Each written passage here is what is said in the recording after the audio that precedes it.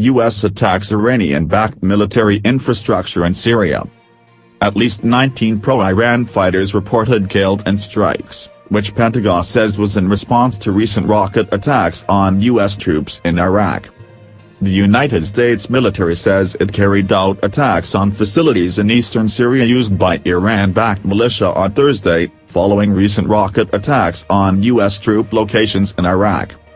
At President Biden's direction, U.S. military forces earlier this evening conducted airstrikes against infrastructure utilized by Iranian-backed militant groups in eastern Syria, Pentagon spokesman John Kirby in a statement.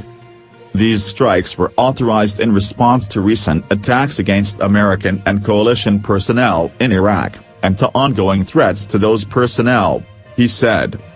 According to the Pentagon, U.S. fighter jets dropped 7 500-pound Joint Direct Attack munition-guided precision bombs, hitting 7 targets, which includes a crossing used by the armed groups to move weapons across the border. Kirby said the strikes destroyed multiple facilities at a border control point used by a number of Iranian-backed militant groups, including Kataib Hezbollah, KH, and Kataib Syed al-Shuhada, KSS. The Syrian Observatory for Human Rights said more than a dozen pro-Iran fighters were killed. The strikes destroyed 3 lorries carrying munitions. There were many casualties.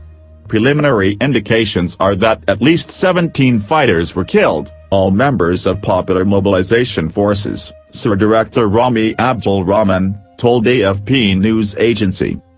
The group said all the dead were from the Hashd al-Shabi, an umbrella organization that includes KH and KSS. The United States move came after an attack nearly 2 weeks ago on the main military base inside the airport in Erbil, which killed 1 foreign civilian contractor and wounded at least 9 others, including an American soldier. Foreign troops deployed as part of the U.S.-led coalition that has helped Iraq fight the armed group ISIL, also known as ISIS, since 2014, are stationed at the site. A shadowy group calling itself Awliya al-Dam, or the Guardians of the Blood, claimed responsibility for the attack and said it would continue to attack occupation American forces in Iraq. The Pentagon statement described the U.S. military response as proportionate, coordinated with diplomatic measures and carried out in consultation with coalition partners. We have acted in a deliberate manner that aims to de-escalate the overall situation in both eastern Syria and Iraq, it said. Al Jazeera's Shahab Ratasi, who was in Washington, D.C., said there was a clear effort to draw a distinction with Biden's predecessor, Donald Trump. Clearly they are trying to draw a comparison with the previous administration of Donald Trump, who in response to attacks on coalition forces in Iraq used the most disproportionate force by killing the Iranian general, Qasem Soleimani, Rathansi said. The Iraqi government is carrying out its own investigation into the February 15th attack in Erbil. That attack was followed by another days later, on a base hosting U.S. forces north of Baghdad.